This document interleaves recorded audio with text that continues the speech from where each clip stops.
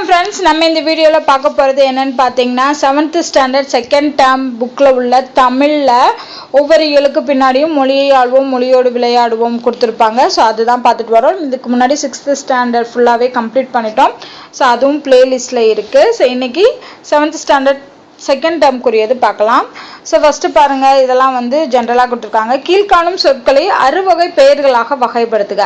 6 வகை பெயர்கள் என்ன? பொருட்பெயர், இடப்பெயர், காலப்பெயர், சினைப்பெயர், குணப்பெயர், தொழில் பெயர். அப்போ பொருள் பெயர்னா என்ன? ஒரு உயிருள்ள பொருளையோ உயிரற்ற பொருளோட பெயரை குறிப்பது பொருட்பெயர். இடப்பெயர்னா இடத்தை குறிக்கணும். அதாவது நூலகம், இல்லை பள்ளி, இல்லைன்னா இந்த தெருவில் இந்த வீடு அப்படிங்கிற மாதிரி இடத்தை குறிக்கணும். காலத்தை குறிக்கிறதுனா டைமு. ஸோ எந்த இயரு, அதாவது வருடம், மணி, பொழுது, எதை வேணாலும் குறிக்கலாம். சினைங்கிறது உறுப்பை குறிக்கணும். அது தாவரத்தோட உறுப்பாக இருந்தாலும் சரி, விலங்குகளோட உறுப்பு, இல்லை மனிதனோட உறுப்பு, ஏதோ ஒரு பொருளோட உறுப்பை குறிப்பது தான் சினைப்பெயர். குணம் என்பது அதோட பண்பை குறிப்பது. தொழில் என்பது அது என்ன வேலையை செய்கிறது என்பதை குறிப்பது தான் தொழிற்பெயர். ஸோ இந்த 6ஐயும் நம்ம பிரித்து எழுத போகிறோம். ஸோ இங்கே கொடுத்துருக்கிறதுல பாருங்கள், நல்லூருங்கிறது என்னது? இடப்பெயரில் வரும். வடை, வடைங்கிறது எதில் வரும்? பொருள், ஏன்னா அது ஒரு பொருளோட பெயர். கேட்டல் தொழில் பெயர். முகம் உறுப்பு, சினைப்பெயர். அன்னம், அன்னம்ங்கிறது என்னது? பொருளோட பெயர். செம்மை குணம், குணப்பெயர். காலை என்பது பொழுது, அப்போ காலத்தை குறிக்கும். வருதல், தள்ளுங்கிற விகுதினால தொழிற்பெயர். தோகை, தோகைங்கிறது உறுப்பு. ஓகேவா? ஸோ தோகைங்கிறது உறுப்புல வரும், சினையில வரும். தோகை, இறக்கை எல்லாமே. அடுத்து பாரதிதாசன்கிறது ஒரு பொருள், ஒருத்தரோட பெயர், அப்போ அது பொருள் பெயர். பள்ளி இடத்தை குறிக்குது. ஸோ இது இடப்பெயர். இறக்கையும் சினைப்பெயர் தான். பெரியது குணத்தை குறிக்குது, அதனால குணப்பெயர். சோலை, சோலை என்பது காட்டுப்பகுதியை குறிக்கிறது இல்லையா? ஸோ அப்போ இது இடத்தை குறிப்பது சோலை. 5 மணி என்பது பொழுதை குறிக்குது, அப்போ காலத்தை குறிக்குது. விளையாட்டு, விளையாட்டு என்பது தொழில். புதன் என்பது காலத்தை குறிக்கும். ஸோ அப்போ நம்ம பிரித்து அந்த 6 வகையான பெயர்களையும் எழுதியாச்சு. பின்வரும் தொடர்களில் பொருத்தமான இடங்களில் ஆள் என்னும் உருபை சேர்த்து எழுதுக. ஆளுங்கிறது சேர்த்து எழுதணும். கல்லணை கரிகாலனால் கட்டப்பட்டது. ஆள் வந்துருச்சா? அதே மாதிரி அறிஞர் அண்ணா தமது பேச்சுவன்மையால் மக்களை கவர்ந்தார். திருக்குறள் குறள் வெண்பா என்னும் பாவகையால் ஆன நூல். மற்றவர்களுக்கு என்னால் முடிந்த உதவிகளை செய்வேன். அவர் களிமண்ணால் பானை வணைந்தார். அப்போ இதில் எல்லாத்துலேயுமே நம்ம என்ன பண்ணோம்? ஆளுங்கிற உறுப்பை சேர்த்து எழுதிட்டோம். அடுத்து கடிதம் தான். அலுவலக கடிதம் எப்படி எழுதுறதுன்னு சொல்லியிருக்காங்க. அடுத்து மொழியோடு விளையாடுவதில் பாருங்கள், கீழ் உள்ள குறிப்புகளை பயன்படுத்தி கட்டிடத்தில் எழுத்துக்களை நிரப்புக. காலையில் பள்ளி மணி என்ன செய்யும்? அடிக்கும். திரைப்படங்களில் விலங்குகள் நடிக்கும் காட்சி குழந்தைகளுக்கு பிடிக்கும். கதிரவன் காலையில் கிழக்கே உதிக்கும். நாள்தோறும் செய்தித்தாள் படிக்கும் வழக்கம் இருக்க வேண்டும். அடுத்து ஓர் எழுத்து சொற்களால் நிரப்ப சொல்லியிருக்காங்க. ஆ புள்ளை திங்கும். பசு புள்ளை திங்கும். பசுக்கான ஓர் எழுத்து ஆ. அடுத்து தீ நெருப்பு சுடும். நா பேசும். நாக்கு தான் பேசுது, அப்ப நா பேசும். ஈ பறக்கும். பூ மனம் வீசும். அப்ப இதுதான் ஓர் எழுத்து சொற்கள். பின்வரும் எழுத்துக்களுக்கு பொருள் தருக. இப்ப தா அப்படின்னா கொடுன்னு அர்த்தம். இப்போ ஒரு எழுத்து சொற்களுக்கு பொருள் கேட்டிருக்காங்க. தீனா நெருப்பு. பானா பாடல், இல்லைன்னா கவிதை சொல்லலாம். தைனா மாதம், தை மாதம் அது சொல்லலாம். இல்லைன்னா தைத்தல், தையல், இது தைக்கிறதுன்னு சொல்லலாம். வைனா வைக்கோல், இல்லைன்னா புல், இல்லைன்னா வைத்தல் அப்படிங்கிற மீனிங் வரும். மைனா கண்ணுக்கு போடக்கூடிய மை, கண்மை, இல்லைன்னா அஞ்சனம்னு சொல்லுவாங்க. அதுக்கு இருள், மையிருள்னு சொல்லுவாங்க. ரொம்ப இருட்டா இருக்கிறத மை அப்படின்னு சொல்றாங்க. பின்வரும் சொற்களை இருபொருள் தருமாறு தொடரில் அமைத்து எழுதுக. இருபொருள் ஆல்ரெடி ஆறுன்னு கொடுத்துருக்காங்க. ஆறுங்கிறது எண்ணெய் குறிக்கும், அதே மாதிரி நதியை குறிக்கும். ஸோ அதனால அவங்க 2ஆ எழுதியிருக்காங்க. விளக்கு, விளக்குங்கிறது நம்ம வீட்டில் திரி போட்டு ஏற்றுறோம் இல்லையா? விளக்கு ஏற்றது. இன்னொன்று விளக்கி கூறுவது, தெளிவாக விளக்கி கூறுதல் அப்படிங்கிற பொருள் வரும். படினா படித்தல், இன்னொன்று ஏணிப்படி. சொல்லுனா இன்சொல் பேச வேண்டும், நல்ல சொற்களை பேச வேண்டும், அந்த சொல். இன்னொன்று சொல்லும் அறிவுரை, பெரியவர்கள் சொல்லக்கூடிய பேசக்கூடிய அறிவுரை, அப்போ சொல்லும் அறிவுரை அது வரும். அப்புறம் பார்த்தீங்கன்னா மாலை, மாலை பொழுது, மலர் மாலை.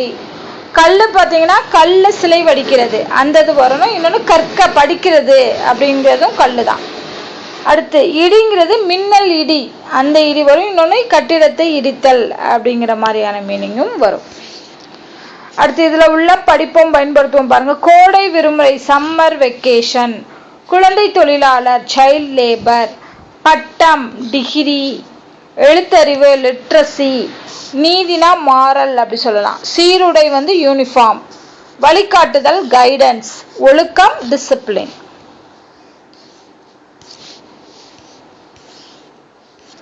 அடுத்து இதில் தேவையில்லை, இதெல்லாம் தேவையில்லாமல் கொடுத்துருக்காங்க.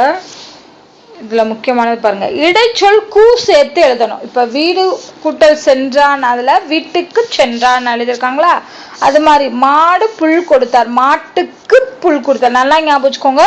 கூ விகுதி வரும்போது கடைசியில் என்ன வரணும், ஒற்று வல்லினம் மிகுந்து வரும், அது ஞாபகம் வச்சுக்கோங்க. ஐ அண்ட் கூ ஏற்கனவே பார்த்தோம் இல்லையா, ஐ அண்ட் கூ வரும்போது வெளிப்படையாக வரும்போது அதுக்கு பின்னாடி வல்லினம் மிகுந்து வரும். அப்போ மாட்டுக்கு புல் கொடுத்தார்னு எழுதணும். பாட்டுக்கு பொருள், செடிக்கு பாய்ந்த, முல்லைக்கு தேர், சுவருக்கு சாந்து, இது எல்லாத்துலேயுமே என்ன வருது, வல்லினம் மிகுந்து வருது, அதையும் ஞாபகம் வச்சுக்கணும். அடுத்து மொழியோடு விளையாடுவோம்ல ஒரு பத்தி கொடுத்துருக்காங்க, அதை படித்து நம்ம கேள்விகளுக்கு விடையெடுக்கணும். சாலை விபத்துகளை தவிர்க்க சாலை விதிகளை அறிந்து ஒவ்வொருவரும் வாகனங்களை ஓட்ட வேண்டும். சாலையில் வாகனங்களை இடதுபுறமாக செலுத்த வேண்டும். இருவழிச்சாலையின் மையத்தில் விட்டு போடப்பட்ட வெள்ளைக்கோடு இரு போக்குவரத்துக்காக சாலையை சரிசமமாக பிரிக்கப்படுவதை குறிக்கும். வாகனங்களை முந்துவதற்கு கோட்டுக்கு வலது பக்கம் உள்ள சாலையை பயன்படுத்தி கொள்ள அனுமதி உண்டு. இருவழிச்சாலையின் மையத்தில் தொடர்ச்சியாக வெள்ளை அல்லது மஞ்சள் கோடு வரையப்பட்டிருந்தால் முந்துவதற்கு வலது பக்க சாலையை பயன்படுத்த கூடாது. இரட்டை மஞ்சள் கோடு வரையப்பட்டிருந்தால் முந்துவதற்கு எக்காரணம் கொண்டும் வலது பக்க சாலையை பயன்படுத்த கூடாது. ஒரு வழிப்பாதை என்று குறிப்பிடப்பட்டுள்ள சாலையில் அனுமதிக்கப்பட்டுள்ள திசையில் மட்டுமே வாகனங்களை செலுத்த வேண்டும். தடக்கோடுகள் இடப்பட்டுள்ள சாலையில் தடத்தின் உள்ளேயே வாகனங்களை செலுத்த வேண்டும். வாகனத்தை பின்தொடரும் போது மிகவும் நெருக்கமாக பின்தொடரக்கூடாது. திரும்பும் போது சைகை காட்ட அடையாள விளக்கை ஒளிரச் செய்ய வேண்டும். ஸோ இதுல இருந்து என்ன கேள்வி கேட்டிருக்காங்க பாருங்க. சாலையில் எந்த பக்கமாக வாகனங்களை செலுத்த வேண்டும்? ஃபர்ஸ்ட் லைன், சாலையில் இடதுபுறமாக செலுத்த வேண்டும். விட்டு போடப்பட்ட வெள்ளைக்கோடு எதனை குறிக்கும்? இருவழிச்சாலையின் மையத்தில் விட்டு போடப்பட்டுள்ள வெள்ளைக்கோடு இரு போக்குவரத்துக்காக சாலை சரிசமமாக பிரிக்கப்படுவதை குறிக்கும். எந்த கோட்டை தாண்டி வாகனங்கள் முந்தி செல்ல அனுமதி இல்லை? எந்த கோட்டை தாண்டி அப்படின்னு கேட்டிருக்காங்க.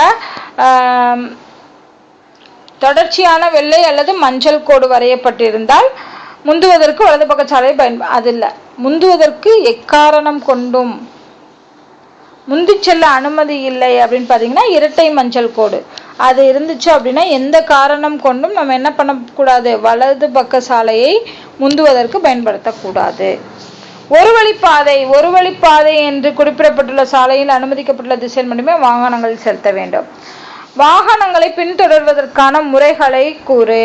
நெருக்கமா பின்தொடரக்கூடாது, அதான கொடுத்துருக்காங்க. அடுத்து கட்டடங்களை நிரப்புக. வேர்ச்சொல் கொடுத்துருக்காங்க, அதை வச்சு இறந்த காலம் நிகழ்காலம் எதிர்காலமா மாற்றணும். இப்ப நட அப்படின்னா நடந்தாள், நடக்கிறாள், நடப்பாள். அப்ப எழுதுல எழுதினாள், எழுதுகிறாள், எழுதுவாள். ஓடுனா ஓடினாள், ஓடுகிறாள், ஓடுவாள். சிரி அப்படின்னா சிரித்தாள், சிரிக்கிறாள், சிரிப்பாள். பிடி அப்படிங்கிறது பிடித்தாள், பிடிக்கிறாள், பிடிப்பாள். இறங்கு, இறங்கினாள், இறங்குகிறாள், இறங்குவாள். அப்ப 3 காலத்துக்கும் நம்ம ஏத்த மாதிரி எழுதிடலாம். குறிப்புகளை கொண்டு மா என்னும் எழுத்தில் தொடங்கும் சொற்களை கண்டறிந்து கட்டங்களை நிரப்புக. முக்கலைகள் 1 மா. கதிரவன் மறையும் நேரம் மாலை. பெருந்திரளான மக்கள் கூடும் நிகழ்வு மாநாடு. எழுத்துக்களை ஒலிக்க ஆகும் கால அளவு மாத்திரை. அளவில் பெரிய நகரம் மாநகரம். அடுத்து ஃபைனலா இந்த டேர்மோட கடைசி இது பார்க்குறோம். அழகியல் அப்படின்னா எஸ்தட்டிக்னு சொல்லுவாங்க. எஸ்தட்டிக்னா அழகியல். கருத்து படம் கார்ட்டூன். நவீன ஓவியம்னா மாடர்ன் ஆர்ட். தூரிகை பிரஷ் பெயிண்ட் பண்றோம் இல்லையா, அந்த பிரஷுக்கு பேரு தூரிகை. புகை ஓவியங்கள் கேவ் பெயிண்டிங்ஸ்ன்னு வரும். ஸோ இதோட செகண்ட் டேர்ம் 7th ஸ்டாண்டர்டோட செகண்ட் டேர்மில் உள்ள மொழியை ஆள்வோம் மொழியோடு விளையாடுவோம் ஃபுல்லாக பார்த்தாச்சு. இதே மாதிரி 3rd டேர்முக்குரிய வீடியோ அடுத்து கொடுக்குறேன். ஸோ இந்த வீடியோ உங்களுக்கு பிடிச்சிருந்தா லைக் பண்ணுங்கள், ஷேர் பண்ணுங்கள், மறக்காமல் நம்ம சேனலை சப்ஸ்கிரைப் பண்ணுங்கள். நன்றி.